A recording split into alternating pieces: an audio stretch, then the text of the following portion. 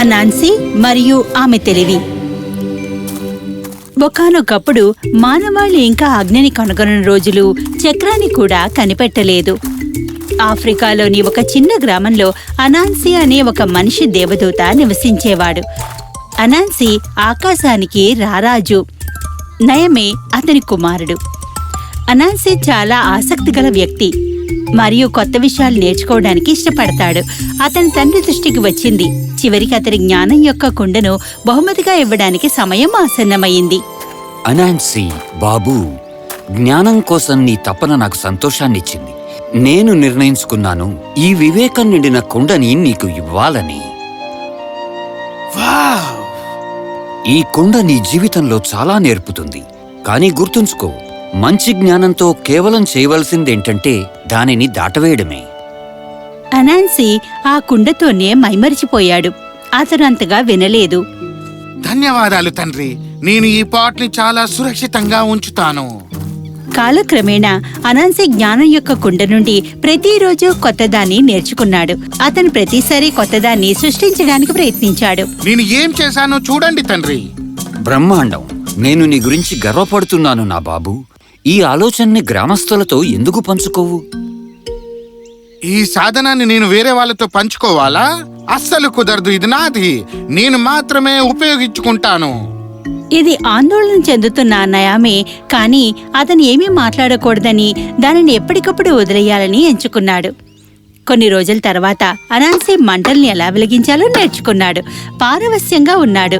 వెంటనే తన తండ్రి తన గుడారానికి రమ్మని కోరుతూ ఒక కాకిని పంపాడు.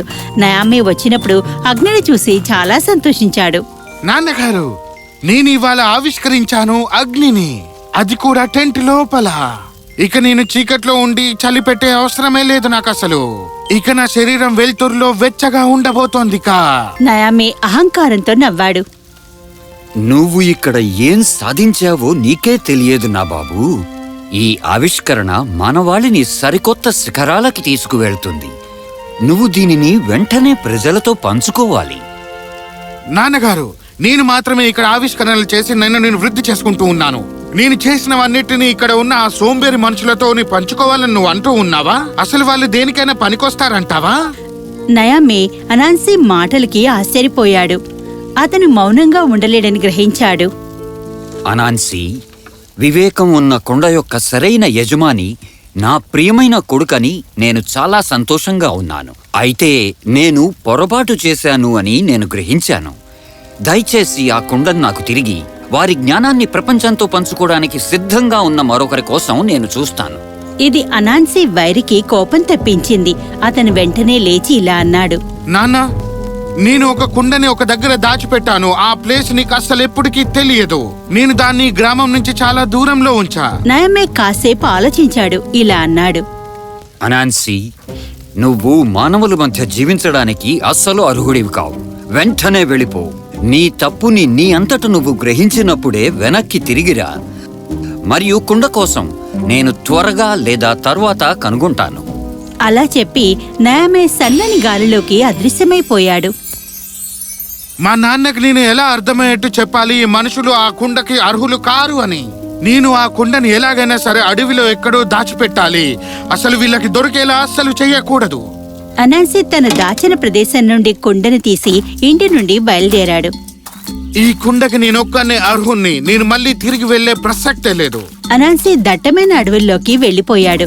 అతను కుండను దాచడానికి సరైన స్థలం కోసం, ఎత్తైన ప్రదేశం కోసం శోధించాడు. ఏదీ కనిపించలేదు. త్వరలోనే చాలా అలసటతో దాహంతో ఉన్నాడు. ఓహ్, నాకు చాలా దాహంగా ఉంది. నాకు నీరు ఎక్కడ దొరుకుతుంది? అది ఏమిటి, నదా? ఓహ్, ఇంత మంచి నీరు నాకు కనబడుతూ ఉంది. అది మరి నాకు నది ఒడ్డున నిటారుగా జారే అనాన్సీ నిస్సహాయంగా భావించాడు. తెలివితేటలున్న కుండ తన చేతుల నుండి పడిపోయి విరిగిపోతుందని భయపడ్డాడు. నేను అక్కడికి ఎలా వెళ్ళాలి? చాలా కష్టంగా ఉంది. అప్పుడే అనాన్సీ నీటిలో స్ప్లాష్ విన్నాడు. అతను పక్క వైపు నుంచి చూశాడు. చిన్న పిల్లవాడు అతని వైపు చూస్తూ నవ్వుతున్నాడు. ఆకులతో చేసిన చిన్న కుండతో తాడుని లాగి నదిలో నుండి నీటిని తీసుకుంటున్నాడు. అతను నెమ్మదిగా నీటితో నిండిన కుండను రెవైమెంట్ నుండి బయటికి తీసి అనాన్సీకి ఇచ్చాడు. అనాన్సీ వాస్లో చాలా దాహంతో ఉన్నందున ఒక్క సెకండ్లోనే నీటిని తాగేశాడు. ధన్యవాదములు చిన్నబాబు. గూగు, అనాన్సీ తన తలను వెనక్కి తిప్పాడు. చాలా బాగుంది. సరే, మళ్ళీ ధన్యవాదములు. నేను తిరిగి వెళ్ళిపోవాలి. గూగు, ఏం పర్వాలేదు. అనాన్సీ వెనక్కి తిరిగాడు, నడక మొదలుపెట్టాడు. కొద్దిసేపటి తర్వాత ఆ చిన్న పిల్లవాడు తనని అనుసరిస్తున్నాడని గ్రహించాడు. అనాన్సీకి ఇది నచ్చలేదు. హే, నా వెంబడెందుకు పడుతున్నావు? గూగు, లేదు లేదు గూగు, నువ్వు నీ తెగకి తిరిగి వెళ్ళిపోవాలి. గూగు. అనాన్సీ నిట్టూర్చాడు, నడక కొనసాగించాడు. చిన్నపిల్లవాడు అనుసరిస్తూనే ఉన్నాడు. నాకు తెలిసి నీకు నా భాష అర్థం అవ్వట్లేదు అనుకుంటా. ఒక పెద్ద చెట్టు గుర్తించే వరకు వారు నడుస్తూనే ఉన్నారు. ఆ చెట్టుకు ఎన్నో కొమ్మలు అన్ని దిశల్లో వ్యాపించున్నాయి. వక్రీకృతమై ఉంది. ఆ తెలివైన కుండను దాచడానికి సరైన ప్రదేశంగా అనిపించింది. ఈ చోటు నా కుండని దాచిపెట్టడానికి చాలా అద్భుతమైన చోటు అనుకుంటా. అనాన్సీ దానిని అధిరోహించాలని నిర్ణయించుకున్నాడు. ఒక చేతిలో కుండను పట్టుకుని మరో చేత్తో చెట్టును పట్టుకోవడానికి ప్రయత్నించాడు. జారిపోతూనే ఉన్నాడు. అతను కుండని వదులుతాడని భయపడ్డాడు. చిన్నపిల్లవాడు చాలా ఆశ్చర్యంగా చూస్తున్నాడు. గూగు, ఇప్పుడేమైంది? చెట్టు పక్కన ఉన్న ఒక తీగపై పట్టుకున్న బాలుణ్ణి చూడ్డానికి అనాన్సీ తిరిగాడు. అతను కుండ వైపు సైగ చేసి ఒక తీగతో ముడిపట్టి కట్టాడు. గూగు. అనాన్సీ ఆశ్చర్యంగా చూశాడు. ఇది తప్పకుండా పనిచేస్తుంది. అతను చెట్టు వద్దకు వెళ్లి తీగను తీసివేసి సూచించినట్టుగా చేశాడు. ఆ పిల్లవాడు చెప్పినట్టుగా చేశాడు. అప్పుడు చిన్నపిల్లవాడు చూస్తుండగానే చెట్టుపైకి ఆరోహణ చేశాడు. చెట్టు యొక్క ఎత్తైన భాగానికి అనాన్సీ చెట్టు కొమ్మ పైకి ఎక్కాడు. చివరిగా ఈ కుండని దాచిపెట్టే మంచి చోటు దొరికింది. దీన్ని ఎవరు పట్టుకోలేరు. అసలు ఆ చిన్న పిల్లవాడు కూడా దీన్ని పట్టుకోలేడు. నాన్సీ అక్కడి నుండి కిందకి చూస్తే చిన్న పిల్లవాడు ఇసుక పర్వతాలను తయారు చేస్తున్నాడని, ఒక నదిని గీయడానికి ఇసుకపై సరిహద్దుల్ని కట్టాడని చూశాడు. అనాన్సీ ఆ అబ్బాయిని చూస్తూనే ఉండిపోయాడు. తన కష్టమైన ప్రయాణంలో అతనికి సహాయం చేసిన కుండ కాదని, ఆ చిన్న పిల్లవాడని గ్రహించాడు. తను ఎంత మూర్ఖంగా వ్యవహరించాడని తెలిసి ఇబ్బంది పడ్డాడు. ఈ చిన్న పిల్లవాడు చాలా తెలివైన వాడు అయ్యుంటే, ఆ కుండ లేకుండాలే ఇలా తయారవుతే, మరి మిగిలిన మనుషులు ఇంకెంత పెద్ద పనులు చేయడానికి అర్హులవుతారో.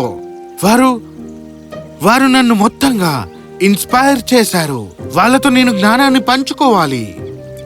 నాన్సీ కుండవైపు చూసి చివరకు తన నిర్ణయం తీసుకున్నాడు. మంచి జ్ఞానాన్ని పంచుకునే ఒక్క అవకాశం ఈ కుండాని పంచుకోవడమే. అవును, ఇదే కదా నాన్నగారు చెప్పారు. చెట్టు నుండి అనాన్సీ నెమ్మదిగా కిందికి దిగివచ్చి కుండని నదిలోకి విసిరాడు. నది యొక్క బలమైన ప్రవాహం దానిని పగలకొట్టి వివేకమంతా చెదరగొట్టి గ్రామం దిశవైపు కదులుతోంది. చిన్నపిల్లవాడు అయోమయంలో పడ్డాడు. గూగు, నాకు తెలుసు. ఇప్పుడు నిన్ను ఇంటికి తీసుకువెళ్తాను. అలా అనాన్సీ మనిషి దేవదూత చివరకు మానవాళికి గురువు కావడానికి సిద్ధంగా ఉన్నాడు. అగ్నిని ఎలా వెలిగించాలో, చక్రం ఎలా తయారు చేయాలో, వ్యవసాయ పద్ధతులను కూడా ఆయనకి వారికి నేర్పించాడు. అతను ప్రతి ఒక్కరికి సహాయం చేశాడు. చిన్నపిల్లలకు కథలు చెప్పాడు. ఇంతలో జ్ఞానం యొక్క కుండ నుండి నీటిలో చెదిరిపోయిన జ్ఞానం ప్రజల మధ్యకు వ్యాపించింది. వారిలో చాలా మందికి తెలివిగా, మేధావిగా చేసింది. వాటిని ఎక్కువగా తయారు చేసినందుకు సిద్ధం చేసింది. భూమిపైన శక్తివంతమైన జాతులుగా ఏర్పడ్డాయి. అనాన్సీకి ధన్యవాదాలు. జ్ఞానం వేర్వేరు వ్యక్తులకు వేర్వేరు విషయాలు బోధించడానికి మించి చాలా దూరం ప్రయాణిస్తుంది. అందుకే ప్రపంచంలోని జ్ఞానం ఏ ఒక్క వ్యక్తికి చెందదు. అందువల్ల మనం ఆలోచనలను మార్పిడి చేసేటప్పుడు ఒకరితో ఒకరు జ్ఞానాన్ని పంచుకుంటాం.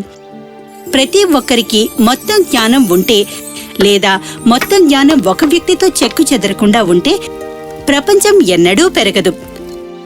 ఒక కొవ్వొత్తి మరొక కొవ్వొత్తిని వెలిగించడం వల్ల ఎలా దేన్ని కోల్పోదో, జ్ఞానం కూడా పంచుకోవడం ద్వారా పెరుగుతుంది, దాచుకోవడం వల్ల కాదు. గుగు.